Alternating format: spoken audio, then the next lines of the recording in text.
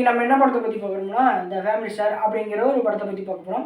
இது வந்து ஒரு ஆக்ஷன் சீன், ஒரு ஆக்ஷன் படமும் இல்லை, ஒரு த்ரில்லர் படமும் இல்லை. இது ஒரு ஃபேமிலிக்கான ஒரு படம் அப்படின்னு சொல்லலாம். இதை சொல்ல பார்த்தீங்கன்னா, ஏன்னா இது வந்து டைட்டிலே கொடுத்துட்டாங்க, இது ஒரு ஃபேமிலி படம் அப்படின்னு சொல்லிட்டு ஃபேமிலியெலாம் போய் பார்க்கலாம். இதை பார்த்தீங்கன்னா கிட்டத்தட்ட ஹீரோ வந்து தன்னோட சம்பாத்தியத்தை தான் தான் குடும்பத்தையும் நடத்துகிறாரு. 2 அண்ணா, அண்ணி, குழந்தைங்கள்லாம் இருக்காங்க. அவங்க அம்மா அவங்களுக்கெல்லாம் தன்னோட வருமானத்தின் மூலிமா தான் அந்த குடும்பத்தையே வச்சு ஓட்டுறாங்க. ஒரு வாரத்துக்கே அவர் பெட்ரோல் எவ்வளோ போடுவார்னா 23 ரூபாய்க்கு தான் போடுவார். அவங்க அவங்க இருக்கிற வீட்டில் வந்து ஹீரோயின் வந்து மேல் போர்ஷனில் வந்து குடியிருக்கிறாங்க வாடகைக்கு. அந்த ஹீரோயின் வந்து என்ன ஆகுறாங்கன்னா ஹீரோவோட குடும்பத்தோட ஒன்றா ஆகிடுறாங்க. ஹீரோயின் வந்து லவ்வாக சொல்லிட்டு போகிறாங்க. அப்போதைக்கு ஒரு டக்குன்னு ஒரு புக்கு வருது. என்ன பார்த்தீங்கன்னா, அந்த குடும்பத்தை பற்றி ஒரு ஸ்டோரி எழுதியிருக்காங்க ஹீரோயின். அப்போ தான் தெரியுது தான் வீட்டுக்கு தங்கினது வந்து படிப்புக்காக இல்லை, என் குடும்பத்தை பற்றி எழுதுறதுக்காக அப்படின்னு சொல்கிறாங்க. தப்பாக எழுதி வச்சுறாங்க. டக்குன்னு நான் ஹீரோயின் வந்து நினைக்கிறேன் நான் பணக்காரனா அப்படின்னு நினைக்கிறாரு. டக்குன்னு வந்து இப்போ நினைக்கிறாருன்னா பைக் வாங்குறாரு. டக்குன்னு வந்து பார்த்தீங்கன்னா அவங்க அம்மாவுக்கு அவங்க அன்றைக்கெலாம் செயின் வாங்குறாங்க. டக்குன்னு பார்த்தீங்கன்னா அந்த ஒரு பெரிய கம்பெனியில் வந்து வேலை கிடச்சிது. இது எல்லாமே டக்குன்னு நடக்கிறதுனால ஹீரோ டேரக்டர் என்ன நினச்சாருன்னு தெரில. அவருக்கு சரி சவுட்டு மெனிக்கி விட்டு எழுதி விட்ருக்காரு. தூங்கிட்டாரா என்னன்னு வேறு தெரியல.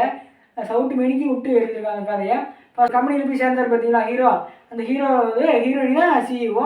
இவங்களுக்குள்ள மிஸ்ட்ரி, இவங்க பார்க்குறது, இவங்க இது பண்ணுறது, மறைமுகமாக ஹீரோயின் வந்து அந்த குடும்பத்துக்கு வந்து நல்லது செய்கிறது, பண உதவி செய்கிறது, இந்த மாதிரியே இருந்துச்சு.